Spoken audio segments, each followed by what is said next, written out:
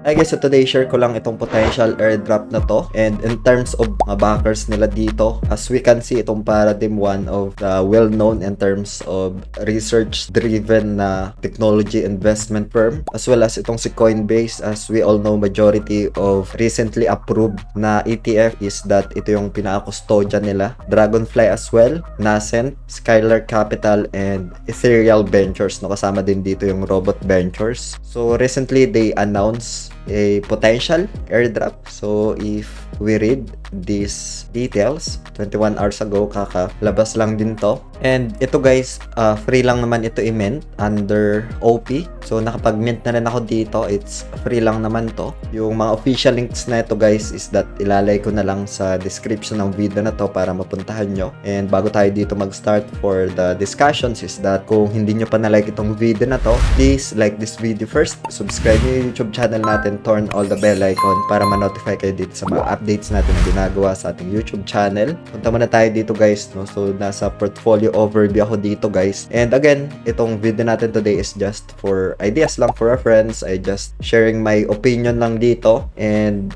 if you missed Jupiter or Jup, is that this one is, for me, this is great potential. Pan-observations dito in terms of backers, yung mga investors nila dito is well-known in crypto space. If we take a look as well, isa din to sa leading, no, in terms of pre-listing tokens. So say for example, itong si Dimension, dito ko rin nalaman yung pinaka-initial price before i-open ito sa public market, no. As well as si Jup, dito rin natin nalaman na bakit around 65 cents yung kanyang pinaka price dahil dito guys, no. But then again, this is a derivatives style na market. This is only for the experienced trader guys, no. If you are a beginner, just make sure to understand the risk and reward as well as the risk management. It's very important dito, no. So ngayon, para makapag-interact dito, so kailangan dito as per reading dito sa pinaka airdrop details, you need to have this volume guys, no. Kailangan meron kang volume dito. So meaning you need to have some trades para magkaroon ka ng volume. Upon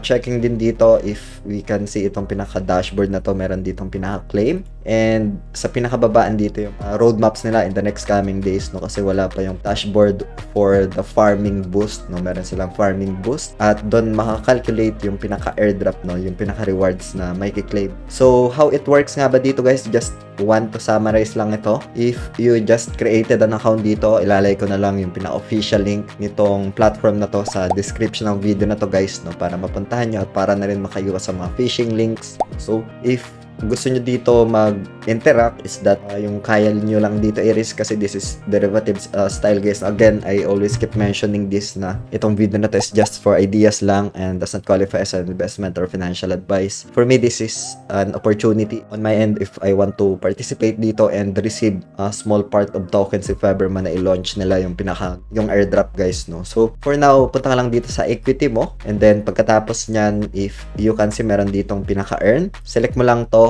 And kailangan dito USDC guys, no. So USDC Arbitrum tapos OP.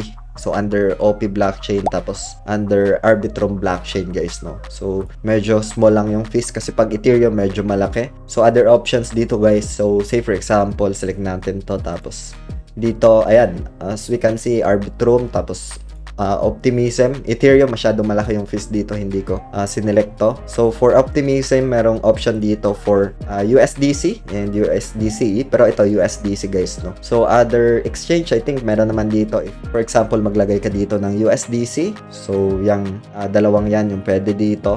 Kailangan din meron kang kahit small amount of Ethereum, no, under Arbitrum or Optimism na Ethereum. Pili ka lang dito guys sa dalawa, any of this, and then pagkatapos nyan, so say for example kung magkano yung pinaka USDC na available mo, and then approve, mag-approve yan sa MetaMask wallet mo or sa Web3 wallet mo, and then pagkatapos nyan, magre-reflect na yan dito sa pinaka-account mo guys, no. So to withdraw naman, sobrang bilis lang din to. I already tried this one, and for example meron ako ditong 81 USDC. For example, withdraw ko ng 30 USDC.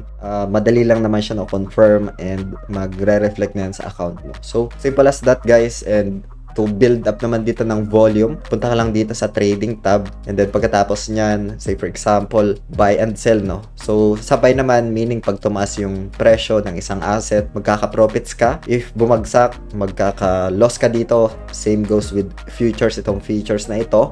And sa sell naman, kung sa tingin mo is pabagsak yung market, that's the time na pwedeng gamitin tong sell, and make sure we understand yung pinaka-risk dito as well as technical analysis. As mentioned kanina, this is for experienced trader guys, no? So, pagkatapos nyan, select ka lang dito. For example, if you have USDC, makikita mo dito yung gagamitin mo na USDC, and that's the time na you can place the order, no? If bumagsak yung market, magkaka-profits ka. If tumaas ito, dyan ka malulos. At kung meron kang sinet doon na pinaka-stop loss, is that matitrigger yon. And kung wala, pwede kang maliquidate dito, no? So, that's the features nitong platform na to. Hopefully, meron lang silang pinaka-spot or swap lang. Pero as of now, ito yung pinaka-features nitong platform na to. Same goes style na derivatives, pero decentralized na siya guys, no? So, other option naman dito pag beginner ka tapos wala kang idea dito sa buy and sell or long and short, is that punta ka lang dito sa my portfolio, and then as we can see dito sa my earn, no? Yung diniscuss natin kanina, and kung meron kang USDC, lagay mo lang siya dito, tapos merong 4.75% na APY, no? So, yun. Ito yung pinaka-features niya. I'll keep you posted na lang din dito guys. And I think one of potential din ito in terms of airdrop. They already mentioned and discussed yung details dito. So yun, ano yung tingin nyo dito guys sa platform na to, sa potential airdrop na ito? I just using this one as well as to check yung mga pre-launch tokens dito guys, no? So yeah, I'll just share my perspective lang dito and the opportunity on my end. Hope you get some ideas dito guys, no? Maraming salamat ulit sa panunood. Ingat tayong lahat. Peace out. Bye for now.